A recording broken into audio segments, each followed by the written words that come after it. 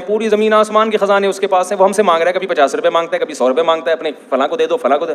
ہم کہتے ہیں یار اللہ پتہ نہیں یار یہ مسئلہ اللہ کے ساتھ کیا مسئلہ ہے, مانگتا رہتا ہے, اور دے دیے تو پتہ نہیں واپس ملیں گے نہ ملیں. تو اللہ کہتا ہے کہ تمہیں کیا ہو گیا بھائی, تم کس کے بارے میں خیال کرتے ہو؟ خدا کے بارے میں سوچ رہے کہ واپس. ہم نے جتنے سخی لوگ دیکھے ہیں نا, چہروں پہ رونقیں, جیبیں بھری بھی دیکھی ہیں ان کی. جتنے کنجوس دیکھے اپنی زندگی میں, اتنے بھی کروڑوں روپے کما کے بھی چہروں سے کنجوسی اور غربت ٹپک رہی ہوتی ہے. سخی آدمی کے چہرے پہ رونق ہے, کھلاتا ہے, اور اللہ بھر رہا ہوتا ہے, جیبیں دے رہا ہوتا ہے.